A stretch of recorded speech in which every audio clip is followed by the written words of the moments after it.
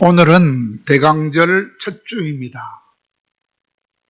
지난주는 추수감사절로 지냈습니다. 오늘부터 4번에 걸쳐서 한 달 뒤에 성탄절이 오기까지 대강절로 지킵니다. 대강절은 뭐냐? 대는 기다린다. 강은 내려온다. 예수님이 내려오시는 것을 기다리는 절기다. 왜 그렇게 대강절이라 할까요? 가을이 되면 추수를 끝난 곡식들을 창고에 저장하지 않습니까? 그와 같이 우리는 누굽니까? 하나님 보시기에 우리는 잘 익은 신앙의 열매들입니다. 60살까지 살면 60년 익은 열매, 100살까지 살면 100년 익은 열매, 이런 잘 믿은 믿음의 열매인 우리들을 믿음의 창고인 저 천국에 저장해 주시려고 우리 신랑 되신 예수님이 우리를 데리러 오시는 그 예수님의 내려오심을 기다리는 주일이 대강절입니다. 여러분, 가장 행복한 사람은 어떤 사람이겠습니까? 신랑을 기다리는 사람입니다. 나를 가장 사랑하는 신랑. 그 신랑이 나를 신부로 맞이하기 위하여 다가오는데 그를 기다릴 때 얼마나 마음이 기쁘고 얼마나 소망이 넘치며 얼마나 기대가 넘치는 가운데 또한 사랑이 우리 가슴속에 얼마나 넘치겠습니까? 나를 얼마나 사랑해서 나를 신부로 맞이하려고 하는가? 너무너무 감사가 넘치고 행복감이 넘치지 않겠습니까? 또한 어떤 믿음이 넘치겠습니까? 이제 내가 천국 가면 가장 행복한 삶을 신랑 예수님과 함께 살겠구나라는 그런 행복감을 가지고 신랑을 기다릴 때에 얼마나 기쁘겠습니까? 그렇게 나를 신부로 데리러 올 신랑을 맞이하고 기대하기 위하여 기다리는 그 신부가 세상에서 가장 행복한 사람이라고 할 수 있을 것입니다. 그러므로 그런 오실 신랑 예수를 맞이하는 이 대강절은 절기 중에서 가장 기쁨이 충만한 절기라고 말할 수 있습니다. 그러므로 불란스 속담에는 기다리는 것, 이 기다리는 것이 인생의 가장 큰 즐거움이며 인생은 바로 기다림이다 라는 속담이 불란스에 있다고 말합니다.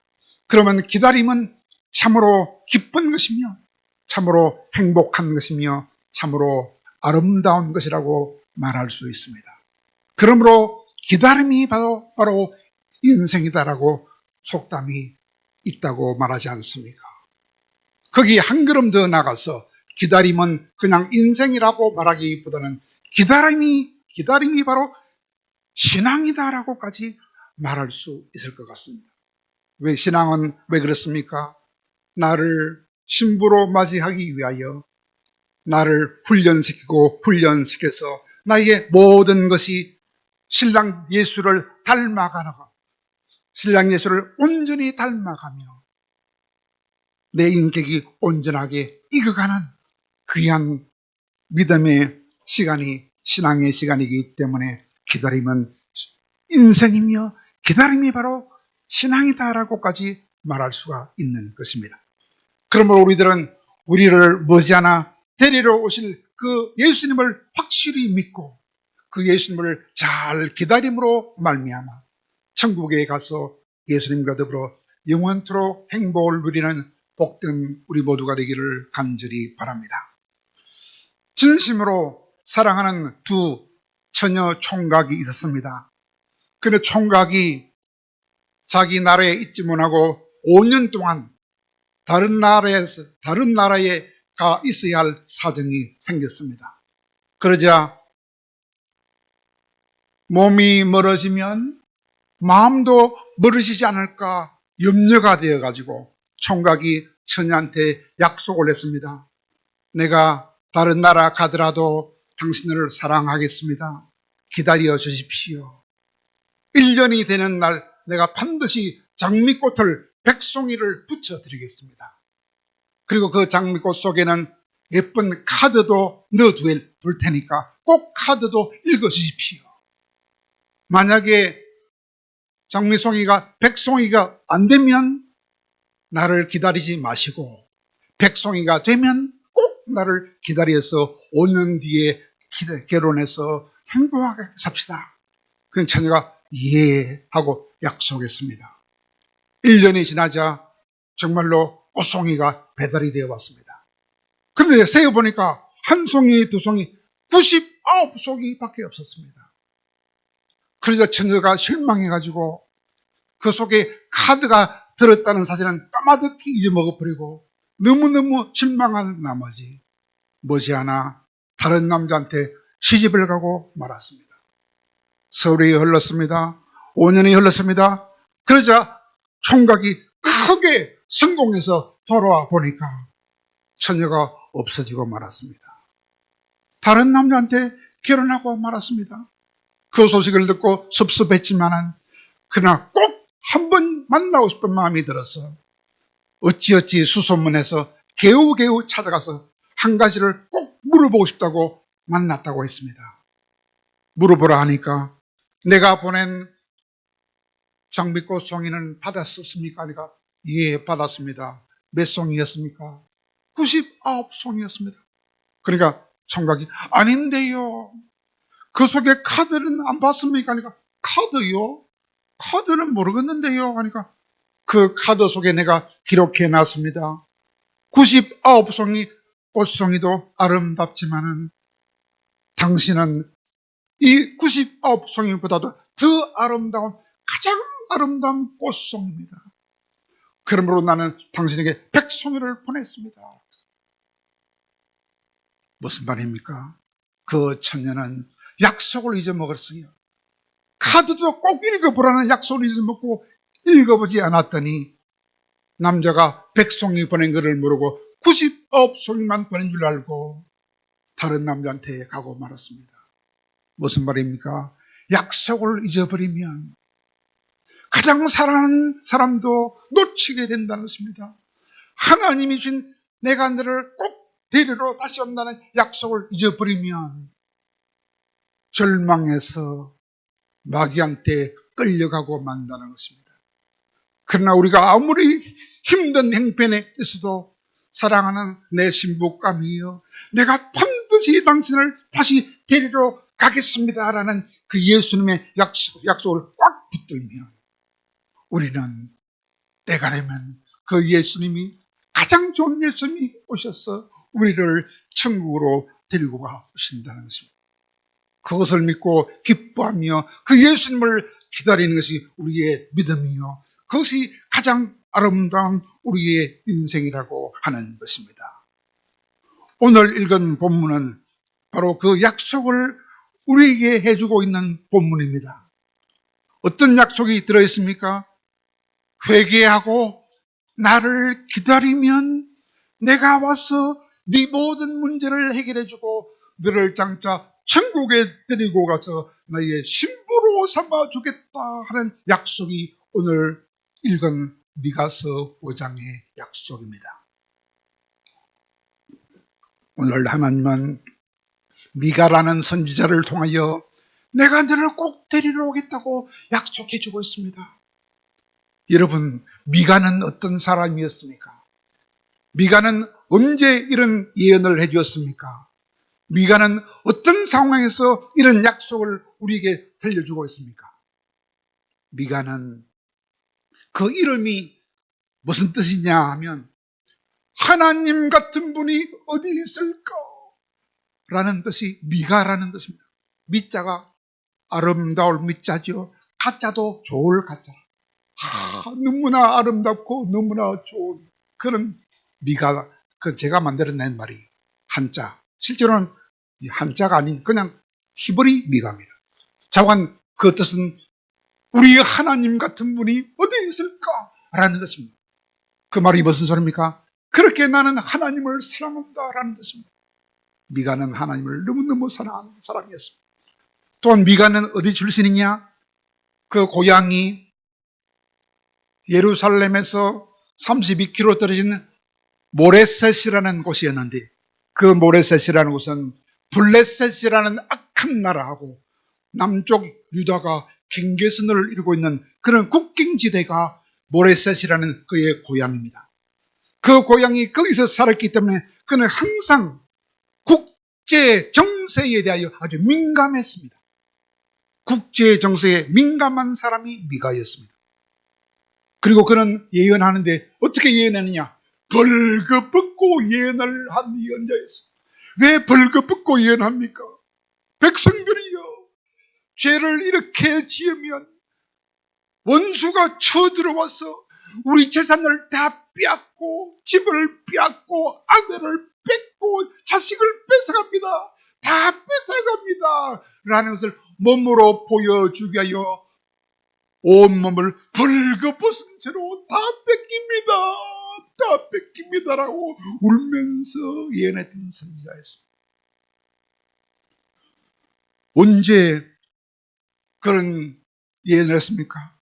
그때는 어떤 때냐? 미가 선지자가 예언한 그때는 북이스라엘과 남쪽 유다가 다 호황을 이루고 잘 살 때였습니다. 북쪽은 여로보암 2세가 나라를 확장했을 때며, 남쪽은 아달 우시야 왕이 정책을 잘 펴서 잘 살 때였습니다. 그러나 그 잘 살 때도 일시적이었습니다. 왜냐? 그들을 계속 괴롭히고 있던 아람이라는 나라가 잠시 물러가서 평화가 와서 호황을 누렸지만 그 호황도 잠시였습니다. 왜냐하면 그때 북쪽에서 가장 강한 강대국이 나타났습니다. 아수르라는 강대국과 바벨론이라는 강대국이 나타나서 그들은 남쪽으로 쳐들어오겠다고 남진 정책을 본격적으로 시작했습니다. 그러므로 이제는 전쟁이 발발할 큰 위급한 상황에 처하게 됐습니다. 그때 우리 같으면 어떻게 해야 되겠습니까? 국력을 재정비하고 모든 백성들이 단결해야 되지 않겠습니까? 그러나 그때 그들은 그리하지 않았습니다. 지도자들이 솔선수범하여 그리해야 될 텐데 지도자들은 자기 배만 불리려고, 자기 배만 채우려고 급급했습니다. 뿐만 아니라 그런 와중에 백성들을 억압하고 백성들의 돈을 착취하기에 급급해서 백성들은 오늘 우리나라처럼 신음하고 있었습니다. 뿐만 아니라 아주 약삭빠른 정치가들은 큰 나라, 북쪽의 아수르나 남쪽의 애굽이라는 나라에 빌붙어서 가서 아부를 해가지고 그들이 섬기던 우상도 자기 나라로 받아들여가지고 나라를 엉망으로 만들었습니다. 한마디로 부정부패가 극에 도달하는 그런 상황 속에 나라가 처하게 되었습니다. 그래서 그때 미가는 그들에게 하나님의 말씀을 들려주지 않을 수 없었습니다. 이제 이런 나라에 대하여 하나님의 심판이 임박했구나 하는 것을 알았습니다. 하나님이 알려주셨습니다. 심판하겠다. 이제 나라에 큰 재난이 닥쳐서 백성들이 큰 충격을 먹겠구나, 백성들이 절망하게 되었구나 하는 것을 알았기 때문에 설사 이제 나라가 망하고 포로로 끌려갈지라도 지금이라도 회개하면 하나님이 다시 우리를 구원해 주신다는 그 소망을 백성들에게 심어주기 위하여 그는 오늘 본문의 예언을 백성들에게 들려주었던 것입니다. 오늘 들려준 예언의 내용은 몇 가지입니까? 크게 세 가지를 예언해 주었습니다. 먼저 막대기를 가지고 재판자, 이 재판자는 왕을 말합니다. 이 나라 왕의 뺨을 줄 것이다 그랬어요. 무슨 말입니까? 저 아수르나 바벨론 군대가 들어와서 유다 나라 마지막 왕 시드기야 왕의 뺨을 때릴 것이다 그랬어요. 그 예언은 실천이 되었습니다. 어떻게? 바벨론 왕이 쳐들어와 가지고 유다 마지막 시드기야 왕을 뺨을 주는데 그냥 뺨이 아니라 시드기야 두 아들을 자기 아버지 앞에서 죽였습니다. 뿐만 아니라 시드기야 왕의 두 눈을 뽑아가지고 바벨론 포로로 걸려갔습니다. 왕의 뺨을 줄 것이다. 예언이 이루어졌습니다. 두 번째 예언은 무엇입니까? 두 번째 예언은 그 후에 백성들은 고통을 당할 것이며 그 백성들은 고통을 당한 다음에 다시 본국으로 돌아올 것이다. 그 예언도 그대로 이루어졌습니다. 왜? 바벨론이 그 백성들을 다 사로잡아서 70년 동안 포로로 고생한 다음에 그들 중에 그때도 믿음을 버리지 않고 끝까지 믿음을 지켰던 남은 자들, 살아남은 자들은 하나님께서 포로에서 돌아오게 해주셨기 때문입니다. 그리고 마지막 예언이 오늘 예언의 핵심입니다. 그것이 뭡니까?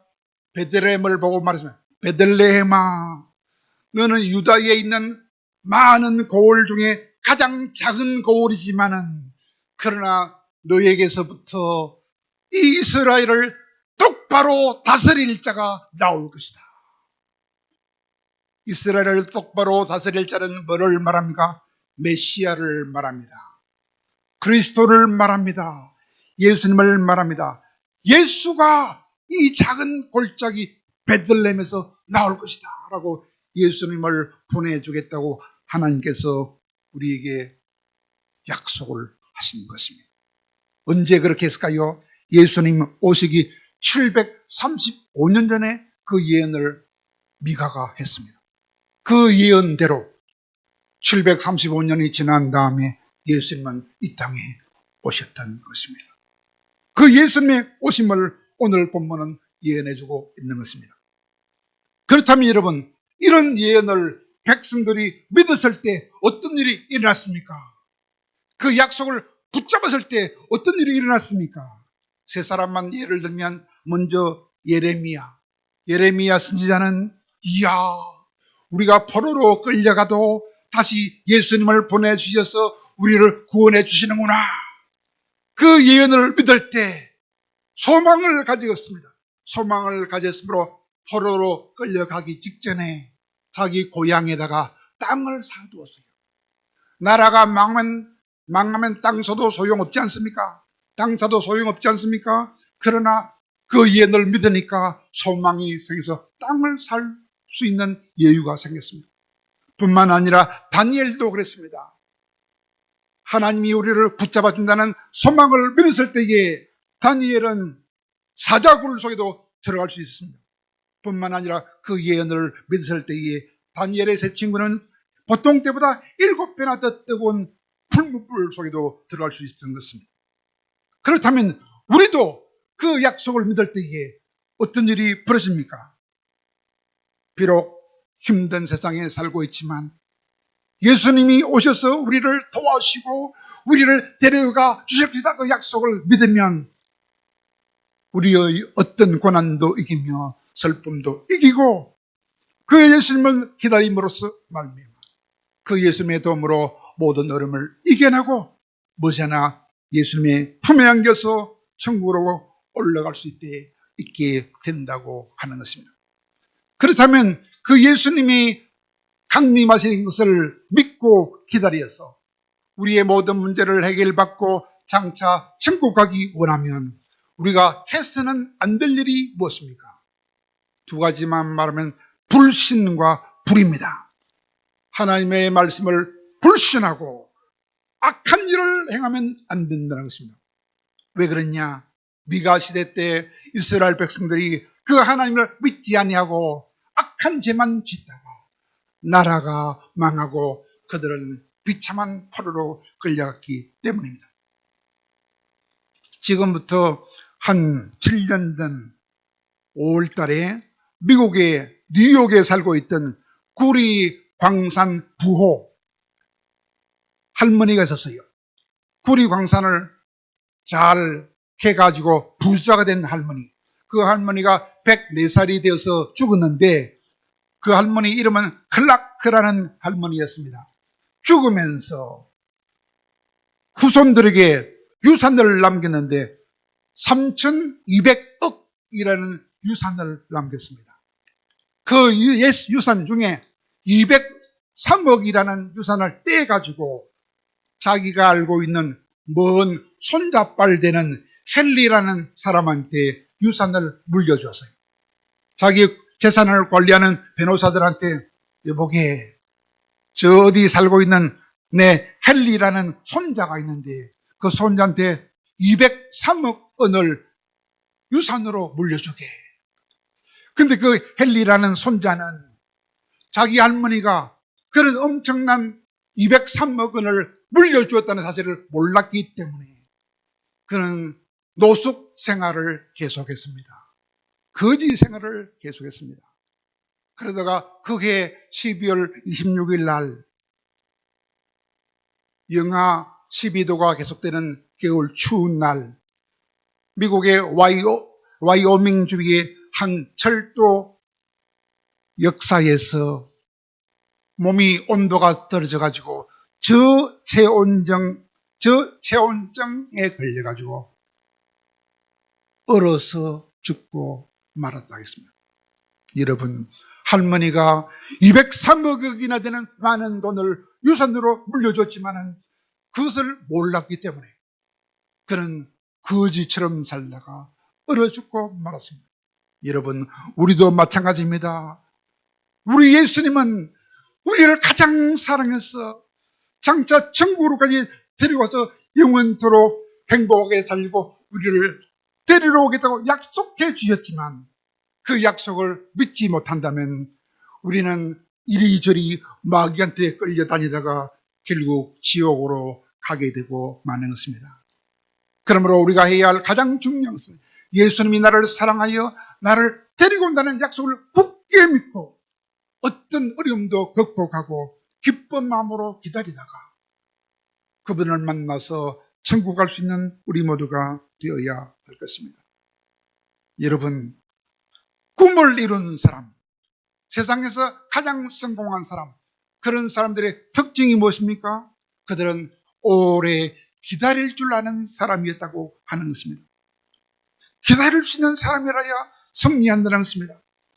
그러나 우리들은 마음이 조급해서 오래 기다릴 줄을 모릅니다. 그러나 하나님은 기다릴 줄 알아야 한다고 말합니다. 인내할 수 있어야 한다고 말합니다. 왜 그렇습니까? 하나님의 가장 훌륭한 성품 중에 가장 훌륭한 성품은 사랑이라는 성품입니다. 사랑이라는 성품은 그 안에 15가지 성품이 있다 그랬지요. 무엇입니까? 그 중에 3가지가 사랑은 언제나 오래 참을 수 있다. 그 중에 10번째는 것입니까? 모든 것을 견디야.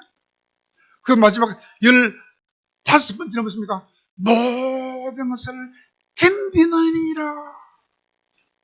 오래 참고 모든 것을 참으며 모든 것을 견디는 사람이라야 사랑하는 사람이며 그런 사람만 하나님의 성품을 닮을 수 있으며 그런 사람만 예수님의 신부가 될 수 있다고 하는 것입니다.